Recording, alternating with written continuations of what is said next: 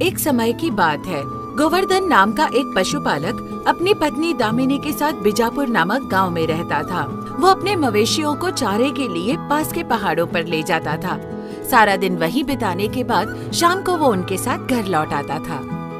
दामिनी, मैं मवेशियों को पहाड़ों पर ले जा रहा हूँ और शाम को लौटूंगा, तुम ध्यान रखना। अरे बिना कुछ खाए कहाँ जा रहे हो? नाश्ता कर लो फिर चले जाना। मैंने नाश्ता तैयार करके रखा हुआ है। हाँ, नाश्ता करके जाऊंगा। तुम मुझे थोड़ा ताज़ा मक्खन दे दो जो तुमने कल रात मिट्टी के बर्तन में बनाया था। पर आप तो कभी मक्खन खाते नहीं, फिर आप क्या करोगे उसका? किसे खिलाओगे? किसी को नहीं। पहाड़ों के रास्ते में भगवान कृष्ण की एक मूर्ति है और कोई भी उन्हें कभी कुछ नहीं चढ़ाता। मैंने सोचा क्यों ना आज उन्हें ताज़ा बनाया हुआ मक्खन अर्पित किया जाए, है ना? उनको भी अच्छा लगेगा। अब हमारे पास और कुछ तो है नहीं, तो कम से कम हम मक्खन तो चढ़ा ही सकते हैं। ओह, ये तो अच्छा ख्याल है, लेकिन हमारे मवेशियों का भी ख्याल रखना। इन दिनों आप ज्यादा ही आध्यात्मिक होते जा रहे हैं, कहीं उनसे ध्यान न हट जाए आपका। हाँ हाँ, रखूंगा। गोवर्धन अपनी पत्नी से नाश्ता और मक्खन साथ लेकर घर से निकल पड़ा। रास्ते में वो विशाल बरगद के पेड़ के नीचे भगवान कृष्ण की मूर्ति के पास रुक गया। जैसा कि वो हर रोज करता आया था, उसने पहले भगवान की मूर्ति से प्रार्थना की और फिर उनसे बातें करने लगा। वो उनसे अपने दिनचर्या के बारे में बात करने लगा। हे कृष्ण, जंगल के सभी खतरों से मेरे मवेशियों को बचाने के लिए आपका बहुत बहुत धन्यवाद। आपकी कृपा से मेरा जीवन खुशहाल बीत रहा है। आज मैं आपके लिए अपने घर से ताज़ा मक्खन लाया हूँ। ये लीजिए, खा के देखिए। मेरी बीवी ने निकाला है। आपको तो ताज़ा मक्खन पसंद है ना? इतना कहकर गोवर्धन ने मूर्ति के सामने मक्खन से भरा वो घड़ा रखा और फिर पहाड़ों में मवेशियों को चराने के लिए निकल पड़ा। सूरज डूबने के बाद वो वापस आया और फिर आकर कृष्ण की मूर्ति के पास रुक गया। उसने देखा कि मिट्टी का वो पूरा घड़ा खाली था। खाली घड़े को देखकर वो आश्चर्यचकित हो गया और भगवान ने उसकी भेंट स्वीकार कर ली, ये सोचकर काफी प्रसन्न हो गया। हे कृष्ण, आपने आखिरकार मुझ पर दया की और मेरी भेंट स्वीकार कर ली। आप मेरी सारी बातें सुन लेते हैं। आज आपने मेरी भेंट स्वीकार कर ली, मैं तो धन्य हो गया। अगर आप स्वीकार करें तो मैं आपको प्रतिदिन खुशी से मक्खन अर्पण करूंगा, शुद्ध घर का निकला हुआ मक्खन। गोवर्धन ने अपनी अपार प्रसन्नता व्यक्त की। वो बोलता ही जा रहा था। भगवान कृष्ण को गोवर्धन की मासूमियत और अत्यंत शुद्ध भाव भा गए। वो उस पर इतने प्रसन्न हो गए कि उसे दर्शन देने के लिए साक्षात उसके समक्ष हाजिर हो गए और फिर बोले, गोवर्धन, हमें तो मक्खन बहुत पसंद है, तो हम इसे स्वीकार क्यों नहीं करेंगे? गोवर्धन भगवान कृष्ण की आवाज सुनकर चौंक गया। उसे यकीन ही नहीं हुआ कि ये हकीकत है। भगवान कृष्ण, क्या आप स्वयं मुझसे बात कर रहे हैं? मैं तो आपकी आवाज सुनकर ही धन्य हो गया। पर अगर ये आप ही हैं, तो मैं आपको देख क्यों नहीं सकता? अगर आप दर्शन देंगे तो मुझे यकीन हो जाएगा। गोवर्धन की इच्छा के अनुसार भगवान कृष्ण उसके सामने प्रकट हो गए और गोवर्धन पूरी तरह से आश्चर्यचकित हो गया। हे प्रभु, आज तो मैं धन्य हो गया। आप साक्षात मेरे सामने हैं। मैं आपका बहुत बड़ा भक्त हूँ। मैं प्रतिदिन आपको यहाँ आकर मक्खन का भोग लगाऊंगा। उसके सिवा मैं आपके लिए और क्या कर सकता हूँ? हमें तुम्हारे द्वारा चढ़ाए जाने वाले मक्खन के अलावा और कुछ नहीं चाहिए। तुम्हारी भक्ति से हम अति प्रसन्न हुए हैं और तुम्हें वरदान देना चाहते हैं। तुम जो चाहो मांग सकते हो। हे कृष्ण, मेरे पास जो कुछ है मैं उसमें पूरी तरह संतुष्ट हूँ और मुझे कुछ नहीं चाहिए। मैं केवल हर दिन आपके दर्शन करना चाहता हूँ। ठीक है, हम तुम्हें ये वरदान देते हैं, लेकिन एक शर्त है। ये बात तुम कभी किसी को नहीं बताओगे। क्या तुम ऐसा कर सकोगे? मैं आपसे वादा करता हूँ कि ये बात किसी को नहीं बताऊंगा। अब आप अनुमति दें तो मैं चलूं। बछड़े अपनी माताओं की प्रतीक्षा कर रहे होंगे। उनके बिना वो विचलित होते होंगे प्रभु। जरूर जाओ गोवर्धन, लेकिन कल हमारे लिए ताजा मक्खन लाना मत भूलना। जरूर ले आऊंगा प्रभु, जरूर। ठीक है गोवर्धन, कल मिलते हैं। भगवान कृष्ण अंतर्ध्यान हो गए और गोवर्धन फिर से घर लौट आया। आज की घटना के बारे में उसने अपनी पत्नी तक को नहीं बताया। लेकिन अगले दिन फिर मक्खन का घड़ा लेकर वो घर से निकल पड़ा। वो घड़ा कृष्ण की मूर्ति के सामने रखकर वो फिर से उनसे प्रार्थना करने लगा। भगवान कृष्ण, कृपया मेरी भेंट को स्वीकार करें। मैं आपके लिए मक्खन लाया हूँ। भगवान कृष्ण गोवर्धन के सामने आज फिर प्रकट हुए। गोवर्धन के मन में एक शंका थी। उसने भगवान कृष्ण से पूछ ही लिया। प्रभु, एक बात बताइए, आप हम सबके लिए हमेशा हाजिर हैं और अपने सभी भक्तों का ध्यान रखते हैं, लेकिन आप कभी एक शब्द नहीं बोलते और हर समय खड़े रहते हैं। आप थक जाते होंगे ना? आपको कभी कभी आराम भी कर लेना चाहिए। मैंने ठीक कहा ना प्रभु? गोवर्धन, तुम पृथ्वी लोक के मनुष्य भी अजीब होते हो। जब तक भगवान जवाब नहीं देता, तुम कहते हो कि भगवान का अस्तित्व नहीं है। अब जब हमने तुम्हें दर्शन दिए, तब तुम हमें ही सुझाव देने लगे। बेहतर होगा कि कल से हम दर्शन ना दें। हे भगवान, कृपया ऐसा ना करें। मुझसे गलती हो गई।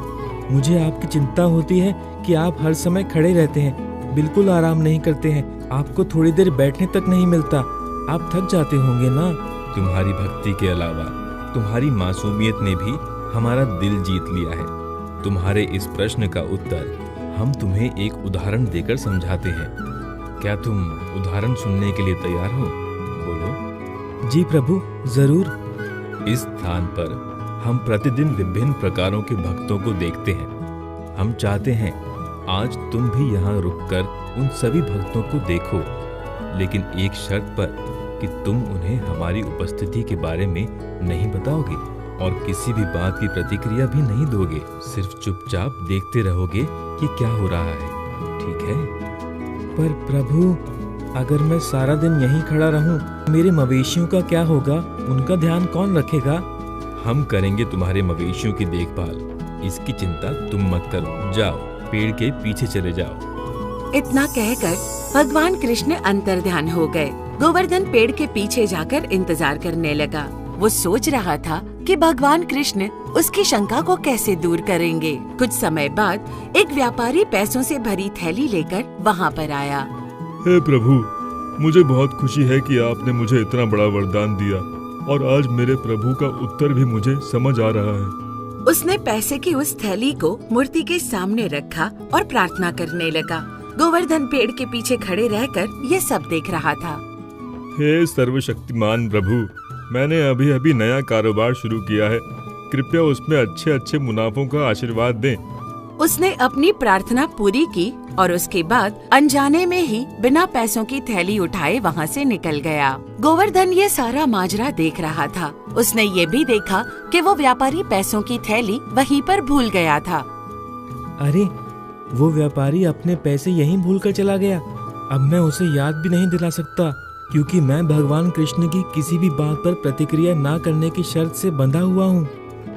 थोड़ी ही देर बाद एक गरीब आदमी आकर मूर्ति के सामने खड़ा हो गया और भगवान कृष्ण से प्रार्थना करने लगा। प्रभु, मैं बहुत गरीब हूँ। मेरे परिवार के पास खाने के लिए कुछ नहीं है और हम कई दिनों से भूखे हैं। मैं यहाँ आपकी शरण में आया हूँ क्योंकि आप लोगों के उद्धार करता है। मुझे कोई ऐसा मार्ग दिखाओ जिससे मैं अपने परिवार का भरण पोषण कर सकूं। जैसे ही उस गरीब आदमी ने भगवान से मदद करने की प्रार्थना की, उसे भगवान कृष्ण की मूर्ति के पास पैसे की थैली दिखाई दी। वो खुश हो गया और बोला, हे भगवान, आपने इतनी जल्दी मेरी इच्छा पूरी कर दी। अब मैं इन पैसों से अपने परिवार का भरण पोषण कर सकता हूँ। आप बहुत दयालु हैं प्रभु। वो गरीब आदमी पैसे की थैली लेकर वहाँ से खुश होता हुआ निकल गया और उसके फौरन बाद आया एक और भक्त भोला राम, जो कि एक सपेरा था। वो भी प्रार्थना करने लगा। मेरे प्रिय कृष्ण, मैं सांपों को पकड़ने और लोगों की जान बचाने के अपने काम से खुश हूँ, लेकिन मुझे कभी कभी डर लगता है। मेरे जीवन का कोई भरोसा नहीं है। मेरे परिवार में कमाने वाला और कोई भी नहीं है। इसलिए मैं आपसे प्रार्थना करता हूँ कि आप मुझे हर खतरे से बचाए रखें। यही मेरी आपसे प्रार्थना है। गोवर्धन अब भी ये सारा माजरा देख रहा था। उसी समय वो व्यापारी अपने सुरक्षा कर्मियों के साथ पैसों की थैली लेने वापस आया।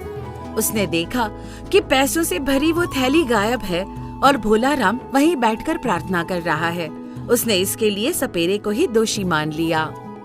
यहीं पे मैं पैसों की थैली यहीं भूल कर गया था, अब वो दिखाई नहीं दे रही है। जरूर इसी आदमी ने वो थैली चुरा कर उसमें से पैसे ले लिए होंगे। सुरक्षा कर्मियों ने भोला राम को ही पकड़ लिया। मेरी बात मानो, मैं निर्दोष हूँ। मैं यहाँ आया तब यहाँ पैसे नहीं थे। क्या कहा? पैसे की थैली ही नहीं थी? मैं कुछ देर पहले ही थैली यहीं भूल कर चला गया था।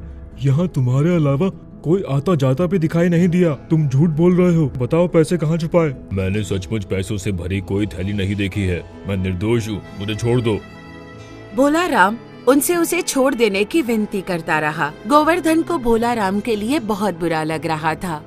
हे भगवान, ये लोग तो बेवजह एक निर्दोष आदमी को फंसा रहे हैं। पैसे की थैली तो उस गरीब आदमी ने ले ली है। प्रभु, आप तो सब कुछ जानते हैं। अब आप उसे नहीं बचाएंगे तो मैं सब जाके बता दूंगा। लेकिन भगवान कृष्ण ने कोई उत्तर नहीं दिया।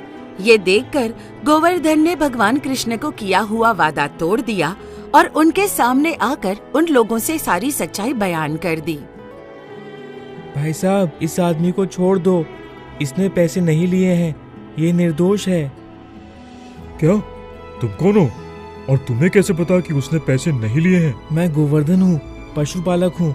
मैंने एक गरीब आदमी को यहाँ से पैसे की थैली लेते हुए देखा है और वो कुछ ही देर पहले उस दिशा में गया है। जल्दी करोगे तो वो रास्ते में ही मिल जाएगा। सच कह रहे हो? ठीक है, चलो, हमें उसे अभी ढूंढना होगा।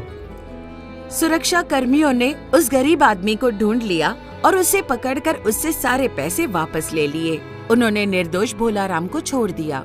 भोला राम उसका आभार व्यक्त करके वहाँ से चला गया।